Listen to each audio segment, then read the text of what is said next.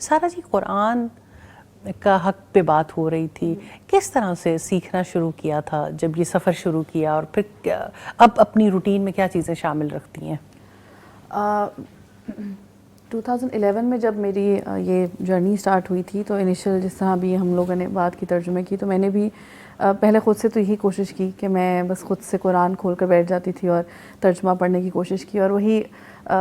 لفظ بہ لفظ کی بھی اس طرح سے ایک سمجھ نہیں آتی تھی. پھر جو رواں ترجمہ بھی تھا، ظاہر سی بات ایک جگہ ایک ذکر ہو رہا ہے، اس کے بعد وہ کوئی اور بات شروع ہوگی، تو وہ سمجھ نہیں آتی تھی کہ یہ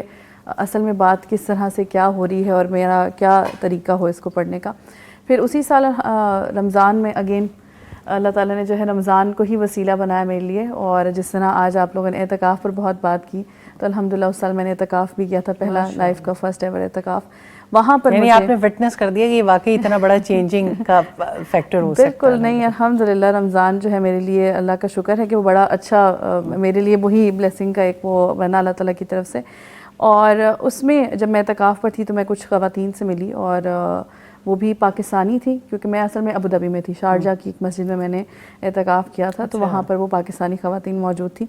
اور ان کو میں نے آبزرو کیا کہ ان کو سمجھ آ رہی تھی کہ کیا پڑھا جا رہا ہے. تو یہ میرے لیے ایک بہت بڑی بات تھی کہ آپ پاکستانی ہیں، آپ اردو اسپیکنگ ہیں، اور آپ کو سمجھ آ رہی ہے کہ قرآن میں کیا کہا جا رہا ہے. تو انہوں نے کہا کہ جی، کیونکہ ہم اس کو پڑھ رہے ہیں، ہم اس کو ترجمے اور تفسیر کے ساتھ پڑھ رہے ہیں، تو ہمیں سمجھ آتی ہے. وہاں سے پھر اللہ تعالیٰ نے ایک سلسلہ میرا جو ہے وہ قرآن کے ساتھ جوڑا.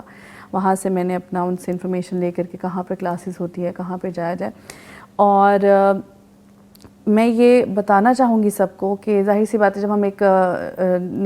علم کو پڑھ رہے ہوتے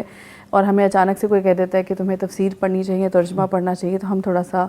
جو ہے ڈر جاتے ہیں، گھبرا جاتے ہیں کہ پتہ نہیں کیا ہوگا. لیکن جس طرح سے لائف میں کوئی بھی اور جو ہے وہ علم یا کوئی بھی اور اسکل سیکھنا مشکل نہیں ہے، اسی طرح سے میں اس چیز کا جو ہے وہ آپ کو وعدہ کر سکتی ہوں کہ قرآن کو سیکھنا بھی کوئی اتنا مشکل نہیں ہے.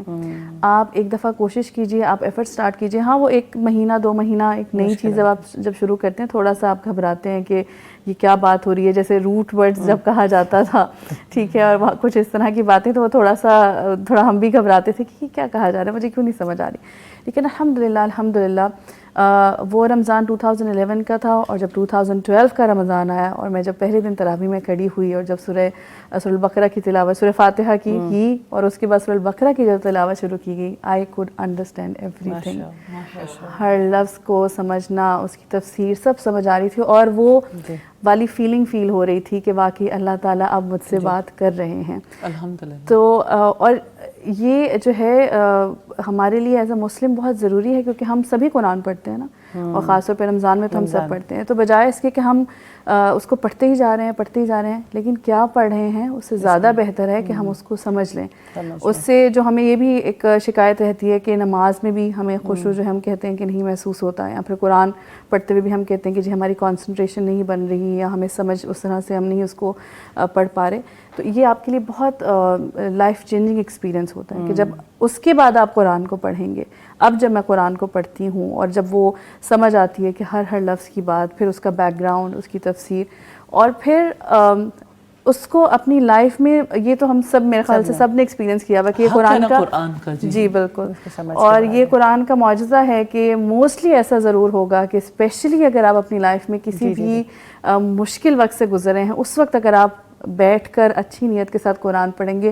کوئی نہ کوئی بات ایسی ضرور ہوگی جو آپ کو لگے گا جیسے اللہ تعالیٰ آپ سے یہ بات کر رہے ہیں. بے شک جی.